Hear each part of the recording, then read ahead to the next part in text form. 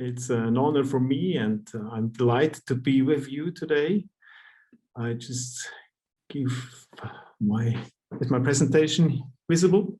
Great, okay. Thanks a lot. Yes, I will try to speak from the eye and with a lot of intention, Sarah. I'll do my level best, but I also have to be short. I only have about 10 minutes time to give you some kind of introduction on the 2030 agenda and what it means to Switzerland, or where do we stay on this journey, as Nora puts it well, until 2030, when actually the 17 Sustainable Development Goals should be reached. It was the 25th of September 2015 when heads of states, ministers, government leaders, NGO, private sector, academia was assembled in New York at the United Nations and adopted the 2030 agenda with these 17 Sustainable Development Goals. It was a great moment. More than 140 heads of states and heads of governments were actually in New York at that time. Nowadays, it is not even thinkable that so many people assemble, but come together. But by then it was still possible.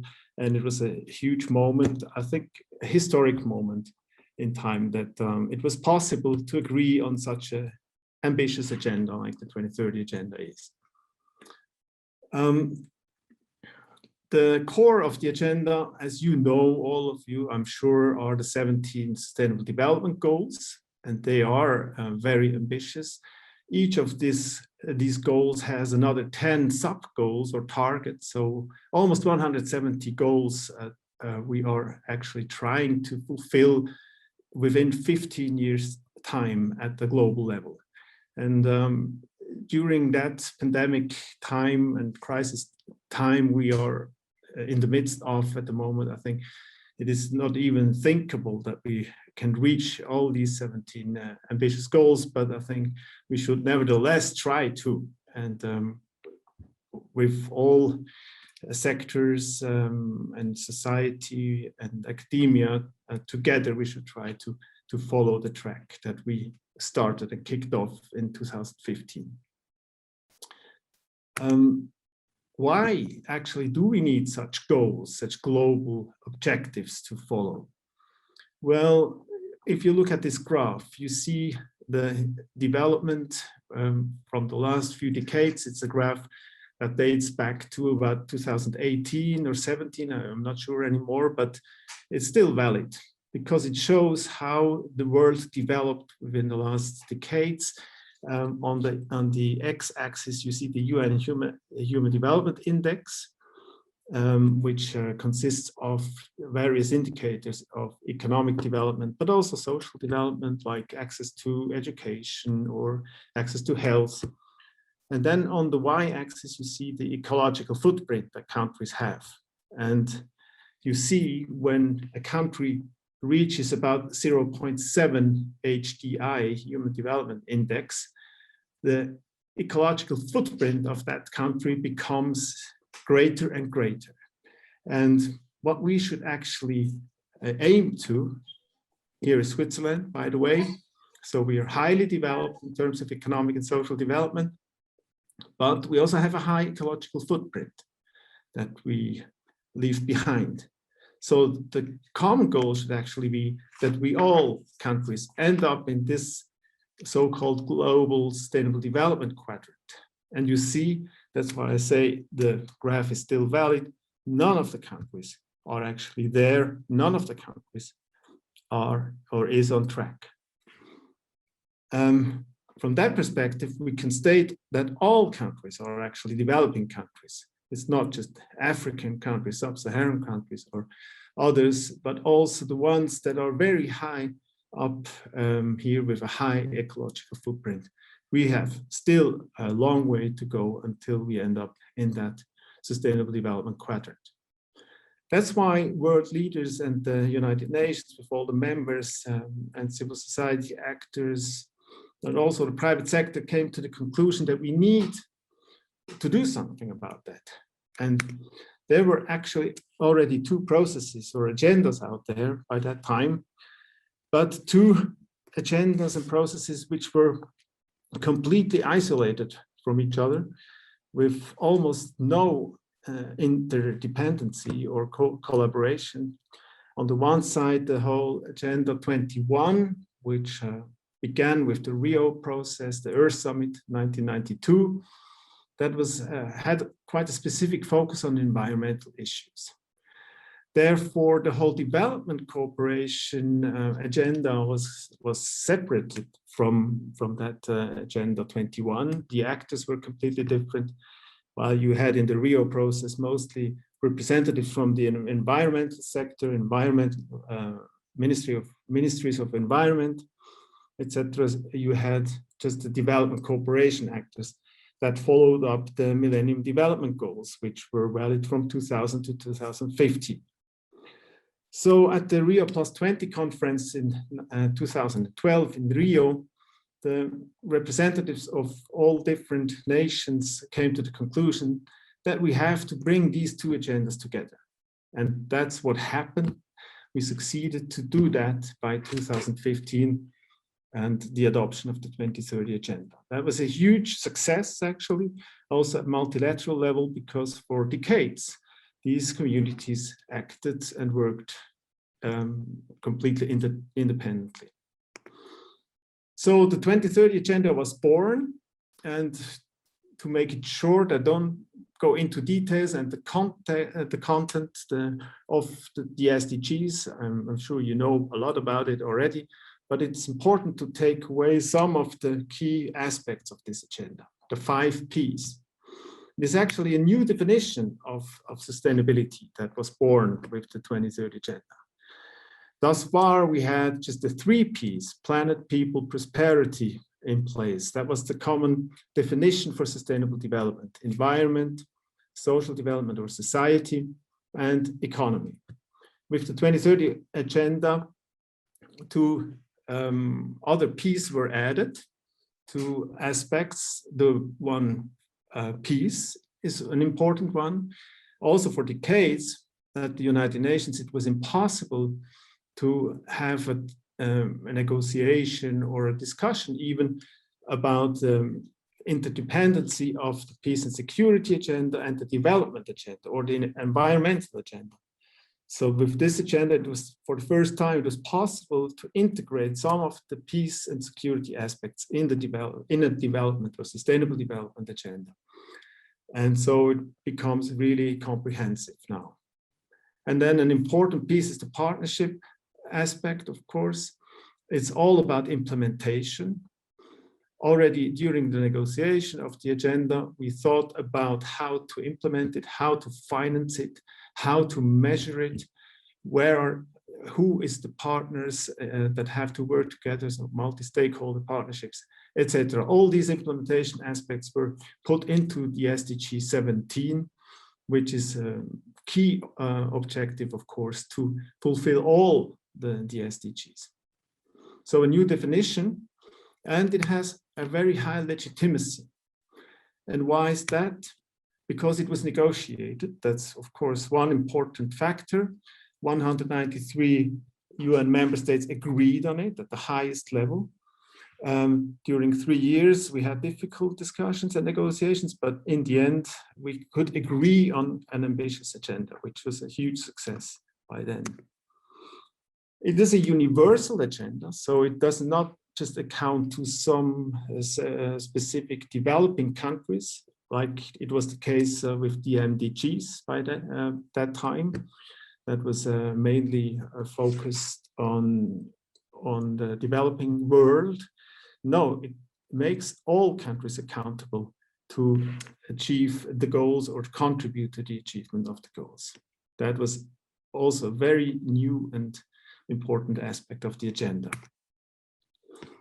It was a very inclusive process, so it was not only the 193 countries that negotiated the goals and the agenda, but it integrated also representatives from the private sector, from civil society, academia, international organizations, etc. They could be part of the negotiations. They could participate in the negotiation rounds, discuss with the negotiators, and really bring in their opinions and views. And I think that also made it quite legitimate to all actors who are now actually asked, called to help implementing it. It is a very comprehensive agenda, as you saw, 17 goals, 169 targets. It covers all aspects of sustainable development, or almost. There are some specific aspects which were not that important by then, such as digitalization, stuff like that. Tourism is quite weak, but most of the important key factors of sustainable development are in this agenda. And of course, it is integrated. So that means we don't work in silos anymore. All the goals are interconnected. So if we work for one goal, it will have an influence. It will have an impact on other goals as well. We can certainly look at this afterwards again. And let's not forget, many people always say, yeah, this agenda is not legally binding, so it's weak. It's weak. But we shouldn't forget that it is actually based on a lot of different conventions, human rights conventions, for example, or other international agreements which are legally binding. So take the Paris Agreement on climate, for example, or the Aichi targets for biodiversity. So you always have in all these different goals the links and the references to actually legally binding agreements. So it does make it quite a strong agenda, although it is formally not legally binding. In the negotiations with the Swiss delegation had, of course, to prioritize some of the topics that are specifically important for Switzerland. That's why we concentrated on 6 issues.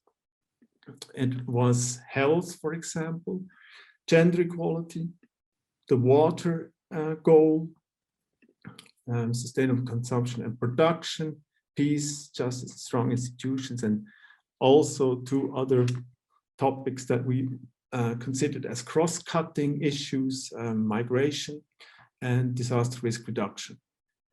These 2 topics we really succeeded to integrate into various different goals. So there were no standalone goals in the end for these issues, but Switzerland was one of the pioneers for these topics. The water goal, for example, the goal number 6, looks like the proposal that Switzerland came forward with in 2013, I think already 80–90% of it was taken into account. So it is really a Swiss goal or a Swiss-made goal.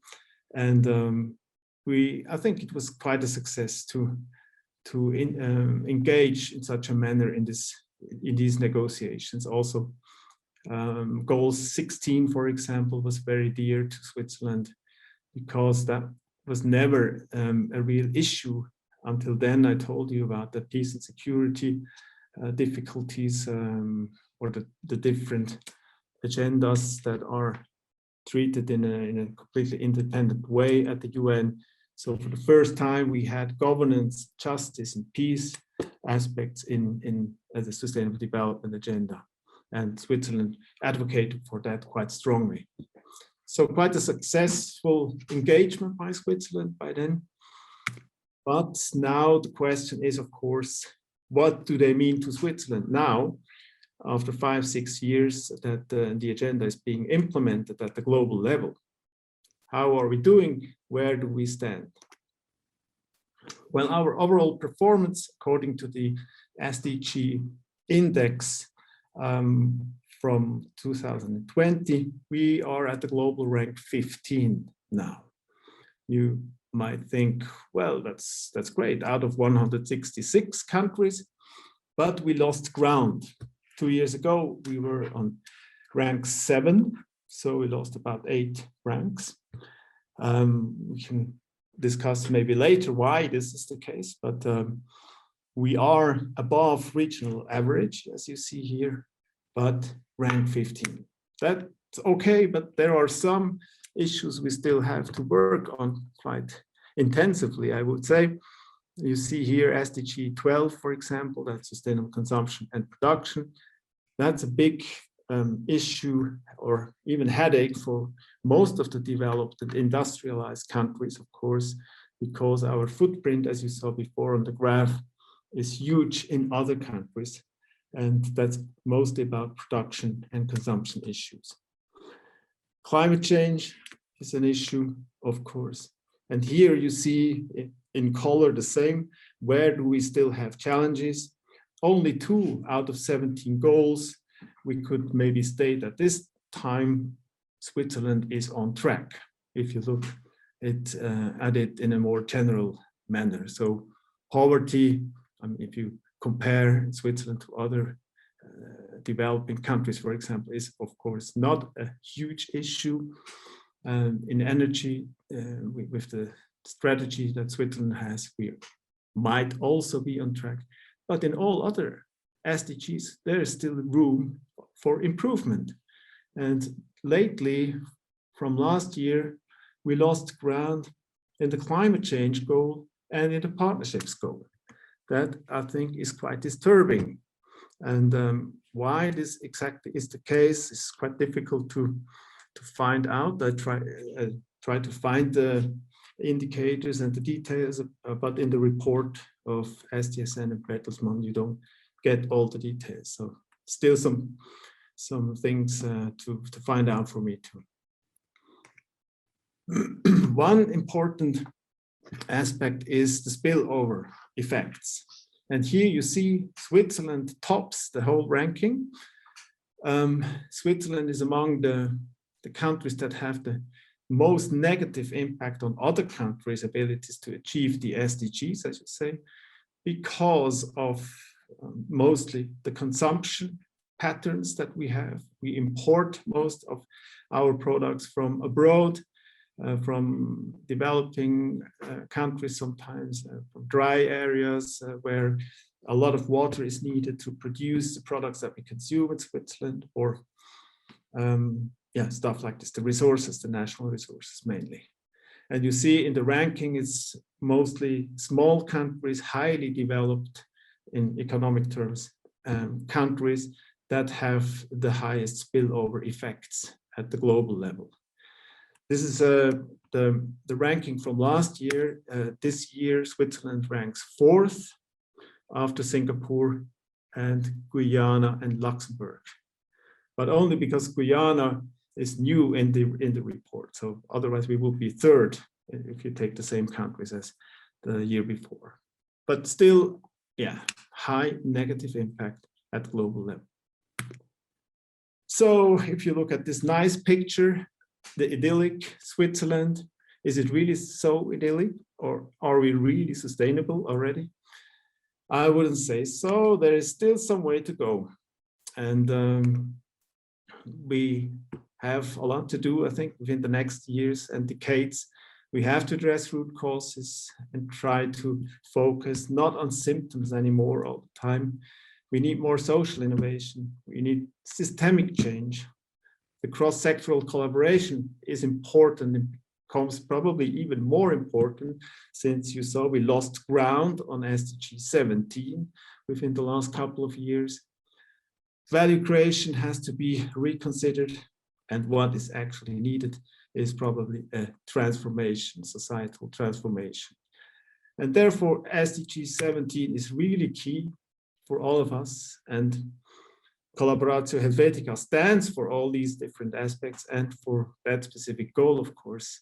And I think that's the moment where Nora has to take over and show us where collaboratio helvetica is leading us. Thank you very much for your attention.